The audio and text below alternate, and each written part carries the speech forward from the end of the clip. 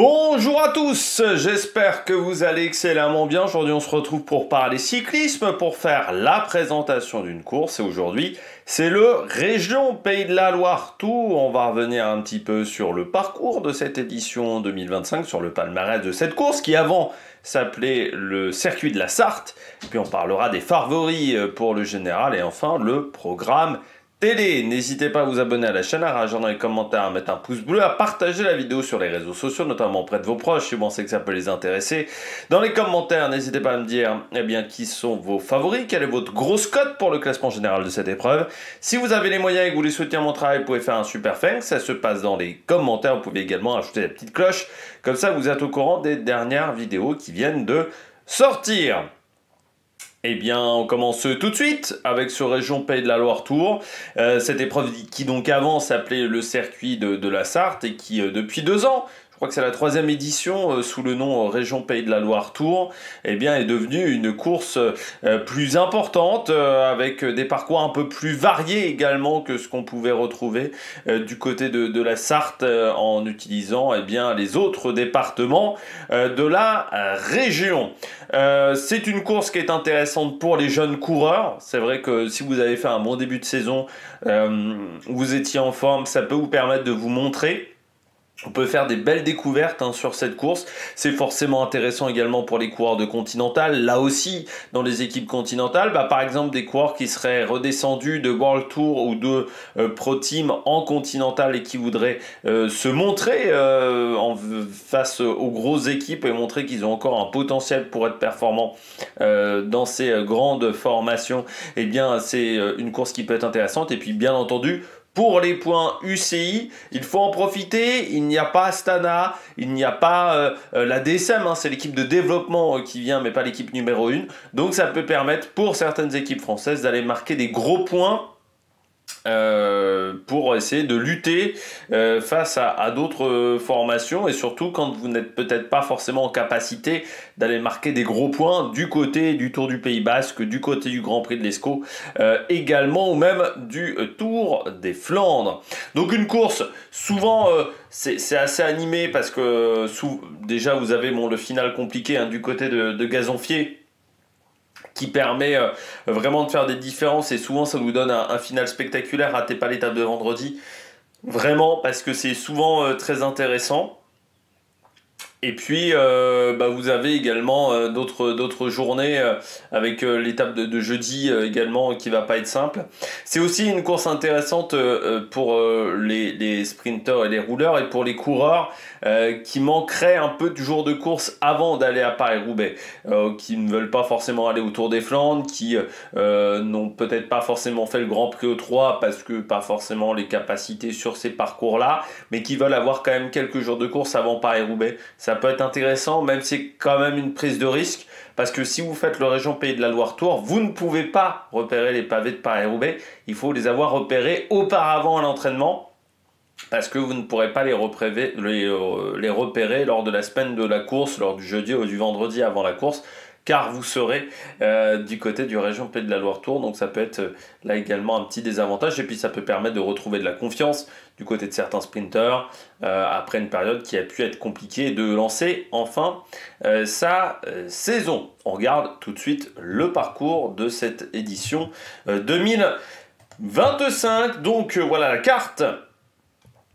Avec un départ depuis Machecoul-Saint-Même pour aller à l'arrivée du côté du Mans. Donc on aura une première étape qui nous emmènera jusqu'à la Baule, une deuxième journée qui se terminera du côté de Bupreau en Mauges, et puis ensuite on ira à la butte de Montaigu pour finir donc du côté ce circuit autour du Mans. Très régulièrement, je crois quasiment même au moins 3 étapes sur 4, mais je crois même 4 étapes sur 4, on a un final en circuit. C'est aussi la particularité de cette épreuve, c'était déjà le cas quand ça s'appelait le circuit de la Sarthe, c'est que le final de ces différentes étapes est en circuit. Déjà, c'est peut-être plus de facilité en termes de sécurité, hein, pour fermer les routes. C'est vrai que par rapport à la préfecture, c'est un petit peu plus facile, mais c'est aussi un peu une tradition. Et puis ça permet aux spectateurs, surtout c'est intéressant pour les spectateurs de voir plusieurs fois les coureurs. Alors ça c'est intéressant les courses en circuit quand vous avez des spectateurs, hein. C'est sûr que sur l'UAE Tour, le Alula Tour, là l'intérêt est quand même beaucoup plus limité. Le parcours de cette première journée, donc entre Machecoul-Saint-Mel et La Baule, Escoublac, 209 km, une longue journée, avec bon, voilà, deux côtes au programme, et les côtes sont extrêmement courtes, hein, sur cette course, et puis 3 sprints intermédiaires. Là, il y aura un peu plus de bagarre, notamment le dernier qui sera lors du premier passage sur la ligne d'arrivée. Un parcours, on aura une bosse, certes courte de 300 mètres, mais avec du 9% du côté de cette journée, donc 209 km entre Machecoul-Saint-Mel et La Baule-Escoublac. Et oui, Escoublac, je ne sais pas trop comment on doit prononcer, hein, dans la région. La deuxième journée assez courte, hein, seulement 156 km avec un petit circuit vallonné, hein, pour finir.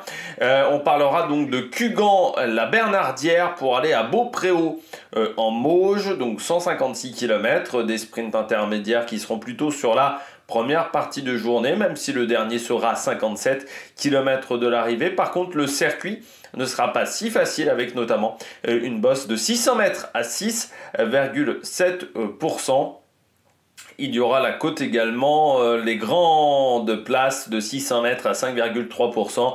Alors après, c'est pas des montées extrêmes non plus, mais ça pourrait fatiguer certains coureurs avant le sprint intermédiaire. Et puis on continue avec le troisième jour de course. On ira du côté de Thiers vers la butte du Montaigu. 166 km, et donc avec cette montée du côté de la route de Montaigu, cette butte de Montaigu, alors 600 mètres à 5,8%, mais en fait la côte est un petit peu plus longue, on est sur 1 km 3 à 6,1%, il y aura également 2 sprints intermédiaires, et le dernier classement de la montagne servira également de bonification. Ce que je dis sprint intermédiaire, c'est le B, hein, c'est les sprints bonification. Donc là, ça sera intéressant également du côté de cette journée. Et puis le dernier jour, parcours habituel, j'ai envie de dire presque classique, du côté de cette côte du Gazonfier, du côté du Mans. Il y aura quand même le Mont-Rochard en début de journée. Et puis ensuite cette côte du Gazonfier que l'on prendra à de multiples reprises. Une côte courte mais sévère, hein, de 400 mètres à 9,3%. Et il y aura 2 sprints bonification également du côté du Mans, donc il faudra faire attention, voilà, sur ce parcours de cette édition 2025 du Région Pays de la Loire Tour. C'est vrai que le nom, c'est pas le nom le plus facile du côté des parcours de course. On regarde la météo.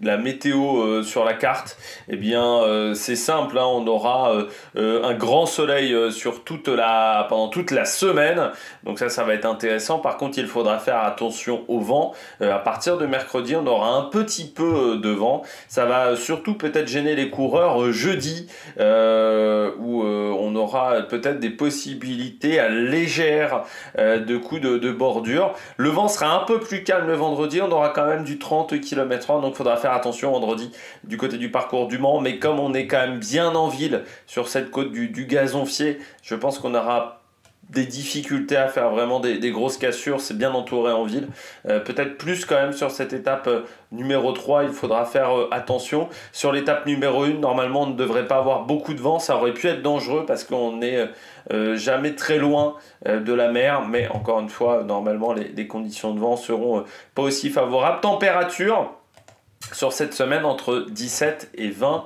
degrés, donc des températures tout à fait agréables hein, pour les coureurs. Ça va être printanier, vraiment des températures printanières. On va pouvoir peut-être retirer les jambières des sacs et puis normalement pas de pluie hein, sur cette semaine de compétition. On regarde un petit peu l'histoire de cette épreuve et le palmarès de cette course. Alors on rappelle hein, que cette épreuve s'appelait avant le circuit de la Sarthe, qu'il est devenu le Région Pays de la Loire Tour. La première édition dans cette version-là avait été remportée par Alexander Camp devant Frédéric Vernès et Valentin Ferron. Marine Vandenberg lui s'était imposé l'an dernier devant Ewen Kostiou et Frédéric Vernès. On a vu Olaf Koy pour la dernière édition du circuit de la Sarthe. Lui avait battu Benoît Cosnefroy et Sandro Maurice. Il y avait eu une chute, notamment sur une journée, sur un parcours qui était compliqué. Parmi les derniers vainqueurs, on a Alexis Gouchard en 2019, Guillaume Martin en 2018, Calmejane en 2017, Marc Fournier en 2016 et Navarre Doscas en 2015 et 2014. Marc Fournier, un coureur qui était passé à la Française des Jeux et également chez Vital Concept. C'était même sa victoire la plus importante dans sa carrière du côté du coureur français qui a pris sa retraite jeune à seulement 25 ans.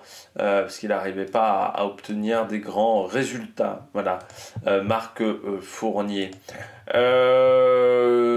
Si on regarde parmi les grands vainqueurs, on a eu Thomas Vauclair, Sylvain Chavagnel, Carlos Dacruz, pour ceux qui se souviennent du secoureur qui était du côté de la Groupama FDJ. On a eu David Millard en 2001, mais c'était à une autre époque du côté de David Millard quand il était chez Cofidis. Thierry Marie en 95, Jean-François Bernard en 92 et 93. Thierry Marie avait également gagné en 88. Greg LeMond en 1980 avait remporté cette course. Bernard Hinault en 75 et 76 par exemple, d'une course qui était important chez les jeunes coureurs pendant très longtemps. C'était bien de se montrer sur cette épreuve pendant extrêmement longtemps. C'est moins le cas aujourd'hui.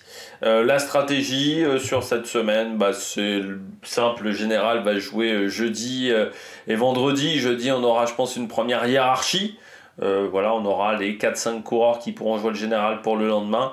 Et puis tout se jouera sur la côte du Gazonfier, hein, comme souvent du côté du Mans, entre les attaquants qui voudront faire la différence et les sprinteurs qui voudront résister un maximum. Donc c'est souvent une bagarre un petit peu à distance, mais toujours très intéressante cette étape du côté de la côte du Gazonfier. Si vous ne pouvez pas voir toute la semaine, ce que je peux comprendre, tout à fait normal, ou si vous voulez plutôt privilégier le Tour du Pays Basque ou le Grand Prix de l'Escaut, pas de souci, mais pour moi vraiment la côte du Gazonfier c'est toujours très intéressant. On regarde tout de suite la liste de départ sur cette semaine de compétition. On aura Marine Vandenberg du côté de l'AEF qui sera là avec Markel Bellocchi. Alors je rappelle également, ce sont des équipes de 6 coureurs au maximum par formation. La liste de départ, nous sommes samedi, il est 14h30, donc elle peut évoluer d'ici le départ qui aura lieu mardi. Donc certaines équipes où pour le moment il n'y a que 5 coureurs pourraient passer à 6 coureurs. Du côté de la Groupama FDJ, on a Rémi Cavagna. Alors faites attention, Romain Grégoire est indiqué, sauf que Romain Grégoire est également indiqué sur le Tour du Pays Basque. Donc autant vous dire que pour le moment, on ne sait pas laquelle des courses il fait entre ce Région Pays de la Loire Tour et ce Tour du Pays Basque, parce que à part s'il a le don d'ubiquité, sinon ça va être compliqué. Cofidis avec Brian Cocard, Valentin Ferron et Benjamin Thomas. Du côté de la Décathlon AG2R, on vient avec Sam Bennett, Noah Isidore, Chamberlain ou encore Paul Fleet. Arpecin vient avec Auréolig, Simon Désert et Stan Van Tricht. Du côté de Airbnb Hotel, Ewen Kostiou, Arnaud Desmar dans cette formation. Encore Clément Venturini, la team Total Energy vient avec Alexandre Delettre, Pierre Latour ou encore Emilien Janière. Du côté de la Uno X, Fradheim qui a été intéressant sur la course à Vitré, et puis on aura également Magnus Coulset, Leknessoun également au départ avec Karl Bikra. Du côté de la Novo Nordisk, on vient avec Mathias Kopecky, Célestin Vattel, encore Andrea Perron avec Ridolfo, les deux inoxydables de cette formation. La Poltivisit Malta vient avec Lonardi, Davide Baïs du côté de cette formation, et le coureur maltais Aidan C'est ça, hein. Oui, Aidan Buttigieg, parce que j'avais une petite poussière sur l'écran là, dis donc. La Flanders baloise, on vient avec Tom Crabb et Jonas Gens. Du côté d'Auskata Euskadi, on vient avec Paul Hennequin et David Decker du côté de cette formation pour les sprints. La Unibet vient avec Tupalik ou encore Tupalik surtout et Christopherson. Du côté de la CIC, on vient avec Ronan Auger ou encore Axel Mario avec Antoine U ou UE, je sais jamais comment on doit le dire. Du côté de la Nice Métropole, j'ai un doute d'un coup. Damien Gérard, Yako Haninen ou encore Alexander Konaï. Du côté de Saint-Michel, on vient avec Nicolas Broyard, Romain Cardis ou encore Alan Rioux. Du côté de la Van Riesel, Wright Herm, pardon, ou encore Emmanuel Morin et Arne qu'on a vu du côté de Vitré. L'équipe de développement de la Picnic et bien des jeunes coureurs. Le coureur qui aura un dossard numéro 1, ça sera Ryan Gall, néerlandais. Et puis les îles Baléares avec José Maria Garcia ou encore Pao Laneras également du côté de cette formation. On regarde tout de suite mes favoris pour cette course. Eh bien c'est très simple, j'ai mis Evan Kostiou, au départ j'avais mis Romain Grégoire, mais encore une fois comme il y a ce problème sur Pro Cycling Stat pour savoir laquelle des deux courses il va faire, pour l'instant je l'ai retiré. Donc Ewan Kostiou, Brian Cocard, c'est un parcours qui lui convient très bien, il n'était pas passé loin, il est souvent pas passé loin sur cette épreuve. Peut-être qu'il va courir plus intelligemment que du côté de Vitré, où ça a été un petit peu la fête du slip. Marine Vandenberg, là aussi, on est sur un coureur qui est forcément performant sur ce type de parcours et qui va être dangereux. Et puis Fredheim, parce que j'ai trouvé quand même très très bon du côté de Vitré. Très costaud surtout à Vitré. Autant vous dire que le gazonfier, je suis pas sûr que ça lui fasse peur, cette côte du gazonfier. À suivre, Giovanni Lonardi du côté de la Polti Visite Malta, Kopecky du côté de la Novo Nordisk avec Sam Bennett également du côté de Decathlon AG2R. Et puis pourquoi pas, comme je disais, c'est une course où on peut se montrer. Eh bien Yako Enninen, le Finlandais, avant chez Decathlon AG2R, qui a fini troisième de championnat du monde espoir, mais qui depuis a un petit peu du mal. Yako Haninen, donc c'était troisième ou quatrième, je ne sais plus, j'ai un doute. Du côté de Yako Haninen, mais voilà, c'est un mec qui a du mal à passer un cap depuis ses championnats du monde à Bergen, donc on verra comment ça se passera pour lui. Du côté de Nice Métropole, Côte d'Azur. Et bien du côté du programme télé, c'est très simple. La chaîne d'équipe, à partir de 13h20 pour les plateaux avec Claire Bricogne, 13h45 pour la prise, pour le début du direct, on va dire à peu près jusqu'à 16h20 tous les jours, et puis plateau du côté de la chaîne d'équipe, ça va frotter de nouveau avec Claire Bricogne, ça vous emmène à peu près jusqu'à 17h, pas de programmation, j'ai oublié de vérifier, mais normalement la course n'est pas sur Max, ça c'est sûr, en France, alors peut-être en Belgique, vous pouvez peut-être l'avoir sur Max, mais en France, vous ne pouvez pas la voir. Et du côté de cette épreuve, et donc en Belgique, je pense qu'il faudra passer soit par un VPN, si vous voulez la voir, peut-être sur Max, mais je ne suis pas sûr que cette course soit disponible sur HBO. Eh bien, n'hésitez pas à vous abonner à la chaîne, à réagir dans les commentaires, à mettre un pouce bleu. Nous, on se retrouvera tous les soirs. Alors, on fera un débrief un peu en version rapide. Du côté de ce région Pays de la Loire Tour, on fera pas un top et flop. Je pense qu'on regardera le classement et puis on verra qui a performé, qui a eu du mal à performer en regardant le classement. La priorité reste le Tour du Pays Basque pour la semaine prochaine. Allez, ciao ciao sur la Mega Production.